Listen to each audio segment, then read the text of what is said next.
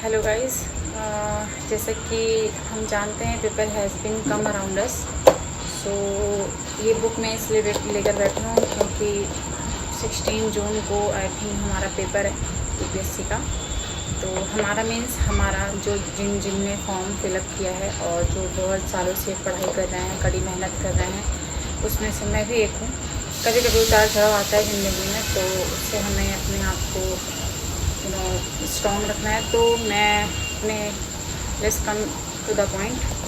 तो 16 को है एज यू नो। सो आप जानते ही होंगे यूपीएससी का पैटर्न एग्ज़ाम पैटर्न क्या है। सो पहले प्रीलिम्स होता है, उसमें जीएस होता है, जो GS1 एंड GS2 का पेपर होता है। उसके बाद जो CSET होता है, क्वालिफाइंग होता है, उसमें 33% लाना बेसिकली इम्पॉर्टेंट है। उसके बाद 9 पेपर होते हैं हमारे मेंस में, और जिसमें 2 पेपर होता है लैंग्वेज बेस्ड पे, हिंदी और एक इंग्लिश, और मतलब एक अदर लैंग्वेज जो भी हिंदी इंग्लिश में आपने जो भी चूज़ किया हो। उसके बाद ऑप्शनल के 2 पेपर होते हैं, and then GS1 GS2 GS3 GS4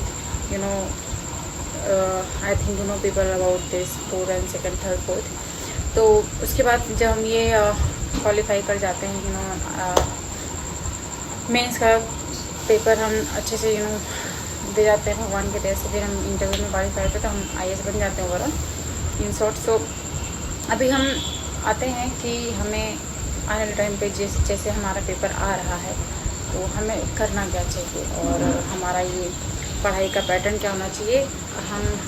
अभी 5 से 6 दिन कुछ बाकी हैं। आज 11 है या 12 ऐसा कुछ है, तो 11 है।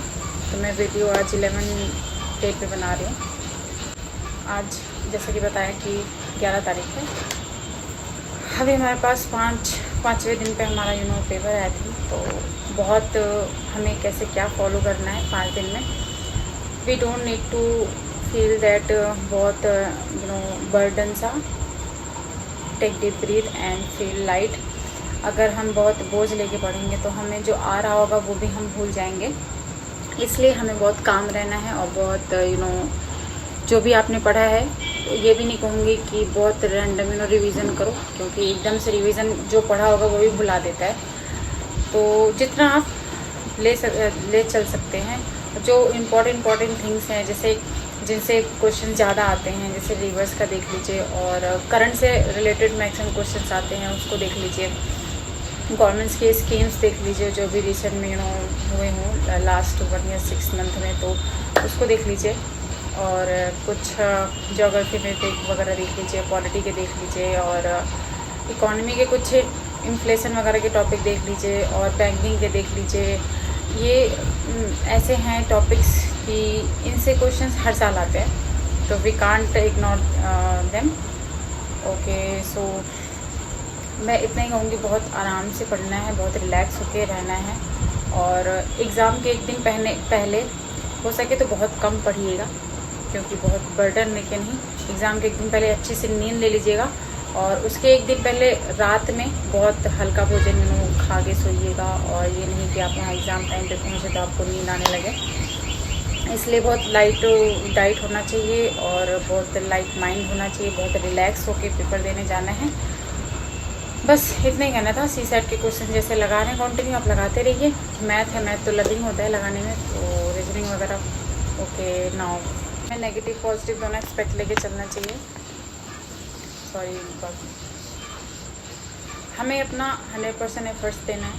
और अगर कोई इस तरह पेपर देने जा रहा है कि नहीं, just I want to aware about this कि क्वेश्चंस कैसे आते हैं, कैसे यूपीएससी का पैटर्न होता है, तो well and good, not bad. बस एक अटैम्प्ट ही उनका वेस्ट जाएगा, बट उनको सीखने को कुछ मिलेगा। तो एग्ज़ाम से पहले बहुत नॉर्मल रहना है, बहुत लाइट वेट, मतलब माइंड बहुत लाइट रखना है। अभी सिर्फ 5-6 दिन जितने बचे हुए हैं, CSET लगाइए।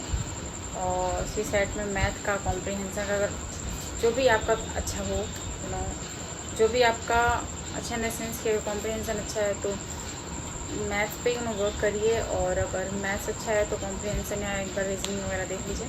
क्वालिफाइंग चाहिए 33%। और अगर बीते दिनों में कुछ स्टडी नहीं हो पाई तो don't need to be sad. So because इस बार नहीं तो नेक्स्ट टाइम, बट हार नहीं माननी है, लड़ते रहना है, क्योंकि ये ड्रीम आपने खुद सोचा है, खुद के लिए सोचा है, ना कि किसी और के लिए। तो आपको लड़ना होगा, आपको करना होगा। बहुत अड़चनें आएंगी, बहुत लोग आएंगे जो आप में प्रॉब्लम क्रिएट करेंगे। इसलिए always say Radhe Radhe and जय हिंद, जय भारत।